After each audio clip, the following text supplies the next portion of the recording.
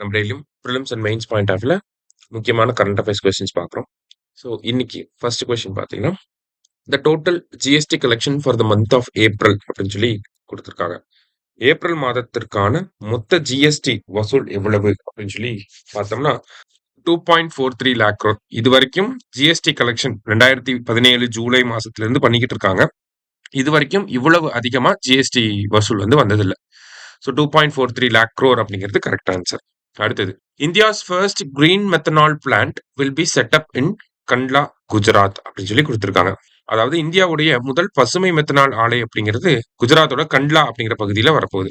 அந்த பசுமை மெத்தனால் ஆலையில எதை பயன்படுத்தி அந்த பசுமை மெத்தனால் கிரீன் மெத்தனால ப்ரொடியூஸ் பண்ண போறாங்கன்னா ப்ரோசோபஸ் ஜூலிஃப்ளோரா அப்படிங்கிற அந்த சீமை கருவேல மரங்களை பயன்படுத்தி தான் பண்ண போறாங்க. சரியா?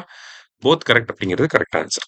அடுத்தது medical termination of pregnancy act was enacted in கர்ப்பத்தை மருத்துவ ரீதியாக முடித்துக் கொள்ளும் சட்டம் இயற்றப்பட்ட ஆண்டு 1971 வந்திருக்கும்.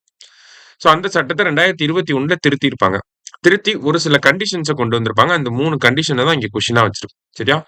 ஸோ ஒரு ஒரு ஒரு பிரெக்னன்டான விமன் 20 வாரங்கள் வரைக்கும் அவங்களோட கருவை கலைச்சிக்கலாம். 20 வாரத்தை தொட்டுருச்சு அப்படின்னா அவங்க யாருக்கிட்ட ஒப்புதல் வாங்கணும்னா ஒரு medical practitioner, single registered medical practitioner, அதாவது ஒரு சிங்கிள் மருத்துவர்கிட்ட ஒப்புதல் வாங்கியிருக்கணும். இதுவே 20ல இருந்து 24 வாரங்களுக்குள்ள ஒரு கருவை கலைக்கணும்னா 2 ரிஜிஸ்டர்டு மெடிக்கல் பிராக்டிஷனர் கிட்ட நம்ம ஒப்புதல் வாங்கியிருக்கணும். சரியா? இதுவே 24 வாரங்களை தாண்டிடுச்சுன்னா ஒரு மாநிலத்துக்குன்னு மெடிக்கல் போர்டு இருக்கும். அந்த மெடிக்கல் போர்டோட அப்ரூவல் தேவைப்படும். சரியா? 3மே கரெக்ட் தான். ஆல் ஆர் கரெக்ட் அப்படிங்கிறது கரெக்ட் ஆன்சர். இந்த கண்டிஷனை மறந்துடாதீங்க. 20 to 24 24க்கு மேல அப்படிங்கிறது. சரியா? லாஸ்டா India's rank in world press freedom index அப்படின்னு சொல்லி கேட்டிருக்காங்க.